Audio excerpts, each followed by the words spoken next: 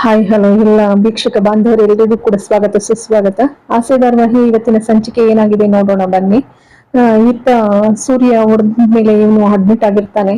ಮಂಜ ಮಂಜ admit ಆದಂತ ಸಂದರ್ಭದಲ್ಲಿ ವಿಷಯ ಗೊತ್ತಾಗ್ತಿದೆ, ಸೂರ್ಯನೇ ಹೊಡೆದಿರೋದು ಅನ್ನುವಂತ ವಿಚಾರ. ಜೊತೆಗೆ ಡಾಕ್ಟರ್ ಕೂಡ ಸತ್ಯನ ಹೇಳ್ತಾರೆ, ಯಾಕೆಂದ್ರೆ ಬೈಕ್ ನಿಂದ ಬಿದ್ದಿರೋದಿಲ್ಲ, ಹೊಡೆದಿರೋದೇ ಇದು ಅಂತ ಹೇಳಿ. ಹಾಗಾಗಿ ಕುಸ್ಮಾಗೆ, ಕನಕಾಗೆ, ಮೀನಾಗೆ ಎಲ್ರಿಗೂ ಕೂಡ ಶಾಕ್ ಆಗ್ತದೆ. ಮೀನಾ ಸಿಟ್ಟಿನ ಬರದಲ್ಲಿ ವಿಚಾರಿಸೋಕೆ ಅಂತ ಹೇಳಿ ಸೂರ್ಯ ಇರುವಂತ ಜಾಗನ ಹುಡ್ಕೊಂಡು ಹೋಗ್ತಾಳೆ. ಅಲ್ಲಿ ಚೇತನನ್ನ ಮತ್ತೆ ಸೂರ್ಯನ ವಿಚಾರಿಸ್ತಾ ಇರ್ತಾಳೆ. ಚೇತನ್ ಒಳಗೆ ಸೂರ್ಯನ ಕೂರ್ಸ್ಬಿಟ್ಟಿರ್ತಾನೆ. ಸೂರ್ಯ ಎಲ್ಲಿ ಅಂತ ಹೇಳಿ ಕೇಳ್ತಾಳೆ. ಸೂರ್ಯ ಇಲ್ಲ, ಗಾಡಿಗೆ ಹೋಗಿದ್ದಾನೆ, ಕಾರ್ಗೆ ಅಂತ ಹೇಳ್ತಾಳೆ.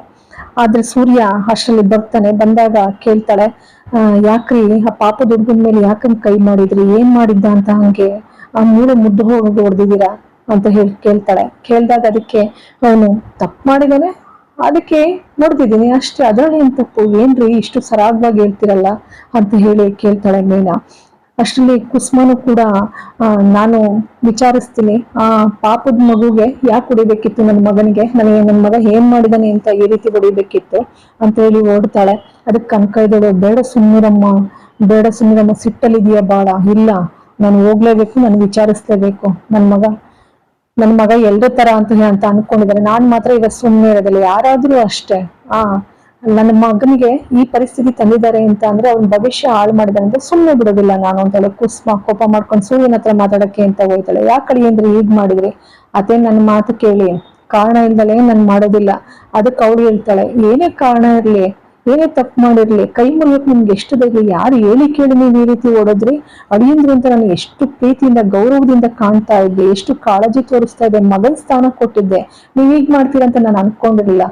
ಅತ್ತೆ ಅವನೇನ್ ಮಾಡಿದಾನೆ ಅಂತ ಗೊತ್ತಾ ನಿಮ್ಗೆ ಅಂತೇಳಿ ಸೂರ್ಯ ಹೇಳಕ್ ಹೋಗ್ತಾನೆ. ತಪ್ಪು ಮಾಡಿದಾನೆ ಅತ್ತೆ, ಮೊದ್ಲು ಕಳ್ತನ ಮಾಡಿದ್ದ ಬೈಕ್ನ ಅಂತೇಳಿ ಕೋಪ ಮಾಡ್ಕೊಂಡು ಬೈತಾ ಇರ್ತಾರೆ. ಕುಸ್ಮ ಕೋಪ ಮಾಡ್ಕೊಂಡು ನನ್ ಮಗನ ಬಗ್ಗೆ ಇಲ್ಲದನ್ನೆಲ್ಲ ಮಾತಾಡ್ಬೇಡಿ ಅಂತ ಕೋಪ ಮಾಡ್ಕೊಂಡು ಹೊಡೆಯೋಕೆ ಅಂತ ಹೋಗ್ತಾಳೆ. ಮೀನಾಗೆ ಶಾಕ್ ಆಗ್ತದೆ, ಏನಾಗಿದೆಯಮ್ಮ ನಿನ್ಗೆ ಅಂತ, ನನ್ ಕಣ್ಮುಂದೆನೆ ಈ ತರ ನನ್ನ ಮಗ ನಡ್ತಾ ಇದೆ, ಎತ್ತು ತಾಯಿ ನೋಡ್ಕೊಂಡು ಹೇಗಮ್ಮ ಸುಮ್ಮನಿರ್ಲಿ, ಅದಕ್ಕೆ ಕಾರಣ ಯಾರು ಅಂತ ಗೊತ್ತಿದ್ರು ಕೂಡ ನಾನು ಸುಮ್ಮನೆ ಹೇಳ್ಬೇಕಾ, ಇಷ್ಟು ದಿನ ನಿಮ್ಗೆ ಸಾಕಷ್ಟು ಗೌರವ ಕೊಟ್ಟಿದ್ದೀನಿ, ಆ ಮರ್ಯಾದೆ ಕೊಟ್ಟು ಮಾತಾಡಿದೆ, ನಿಮ್ ಪರ ನಿಂತ್ಕೊಂಡೆ, ಆದ್ರೆ ನೀವ್ ಇವತ್ ಮಾಡಿರ್ತಕ್ಕಂಥ ಇಂಥ ಕೆಟ್ಟ ಕೆಲ್ಸ ನನಗೆ ನಿಜಕ್ಕೂ ಕೋಪ ತರಿಸ್ತಾ ಇದೆ, ಬೇಸರ ಆಗ್ತಾ ಇದೆ. ನನ್ ಮಗ ಅವತ್ತು ಬೈಕ್ ತಗೊಂಡ್ ಹೋಗಿರ್ಬಹುದು, ಆದ್ರೆ ಅವತ್ತು ಎಷ್ಟು ನೊಂದಿದ್ದಾನೆ ಗೊತ್ತಾ, ಅವ್ರ ತಂದೆನ ಕಳ್ಕೊಂಡು ಎಷ್ಟು ಬದಲಾಗಿದ್ದಾನೆ, ಇಡೀ ಮನೆ ಜವಾಬ್ದಾರಿ ಎಲ್ಲ ಗೊತ್ತಿರ್ತಕ್ಕಂಥ ಅವನೇ.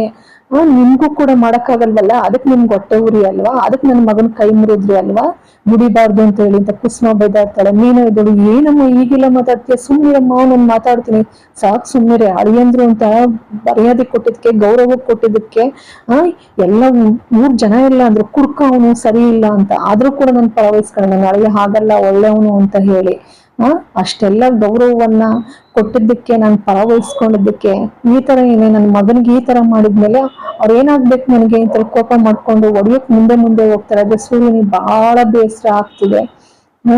ಚೇತನ್ ನಾನು ಏನ್ ಮಾಡ್ದೆ ಅಂತನೋ ಈ ರೀತಿ ಮಾಡ್ತಾರಲ್ಲ, ನನ್ ಮಾಡಿರೋದನ್ನ ಅರ್ಥ ಮಾಡ್ಕೋಬೇಕಲ್ವಾ, ನಾನು ಏನಕ್ಕೋಸ್ಕರ ಈಗ ಹೊಡೆದಿದ್ದೀನಿ ಅನ್ನೋದು ಅರ್ಥ ಮಾಡ್ಕೋಬೇಕಲ್ವಾ, ಏನು ತಿಳ್ಕೊಳ್ದಲ್ಲ ಈ ರೀತಿ ಮಾತಾಡ್ತಾರಲ್ಲೋ, ಕಾಗಿ ಸುಬ್ಬನ್ ಜೊತೆ ಕೆಲಸ ಮಾಡ್ತಾ ಇದ್ದಾನೆ ಅನ್ನೋದು ಗೊತ್ತಿದ್ರು ಕೂಡ ನಂದೇ ತಪ್ಪು ಅಂತ ಹೊಡಿಯಕ್ ಬಂದ್ಬಿಟ್ರಲ್ಲೋ ಅಂತೇಳಿ ಸೂರ್ಯ ಆಡ್ತಾ ಇರ್ತಾನೆ. ಬಹಳಷ್ಟು ಬೇಸರ ಮಾಡ್ಕೋತಾನೆ. ಯಾಕೆಂದ್ರೆ ಚೇತನ್ನು ಮೊದ್ಲೇ ಅವನಿಗೆ ಗೊತ್ತಿತ್ತು, ಯಾಕೆಂದ್ರೆ ಕಂಠ ಪೂರ್ತಿ ಕುಡಿದು ಪಾಪ ಬಹಳ ಬೇಸರದಿಂದಿದ್ದ ಸೂರ್ಯ. ಹಾಗಾಗಿ ಅವನ್ನ ಮೊದ್ಲೇ ಸಮಾಧಾನ ಮಾಡ್ತಾ ಇದ್ದ ಚೇತನ್ನು, ಕುಡಿಬೇಡ್ವೋ ಬಹಳ ನೊಂದಿದೀಯಾ ಸುಮ್ಮಿರು ಅಂತ ಹೇಳಿ. ಯಾಕೆಂದ್ರೆ ಸೂರ್ಯನ ಸತ್ಯಾಂಶ ಏನು ಅಂತಕ್ಕಂಥದ್ದು ಅವನಿಗೆ ಗೊತ್ತು ಚೇತನ್ಗೆ ಚೆನ್ನಾಗಿ. ಆದ್ರೆ ಇಲ್ಲಿ ಮೀನಾ ಆಗ್ಲಿ ಅಥವಾ ಅವ್ರ ಅಮ್ಮ ಆಗ್ಲಿ ಅರ್ಥ ಮಾಡ್ಕೊಳ್ತಕ್ಕಂಥ ಪರಿಸ್ಥಿತಿ ಇಲ್ಲ. ಮಗನಿಗೆ ಏಟಾಗಿದೆಯಲ್ಲ ಅನ್ನೋದು ಒಂದು, ಈ ರೀತಿ ಮಾಡಿದನಲ್ಲ ಅಳಿಯ ಅಷ್ಟು ಗೌರವಿಸಿದ್ರು ಅನ್ನೋದು ಒಂದು, ಅವ್ರ ಅತ್ತೆಗೆ ಬಹಳಷ್ಟು ಕೋಪ ತರಿಸಿದೆ. ಇವತ್ತಿನ ಈ ಸಂಚಿಕೆಯನ್ನ ನೋಡಿ ಎಲ್ರೂ ಕೂಡ ಧನ್ಯವಾದಗಳು. ಸಬ್ಸ್ಕ್ರೈಬ್ ಮಾಡಿ, ಶೇರ್ ಮಾಡಿ, ನಿಮ್ಮ ಆಶೀರ್ವಾದ ಬಹಳಷ್ಟು ಮುಖ್ಯ ನನಗೆ, ಆಶೀರ್ವದಿಸಿ. Thanks for watching.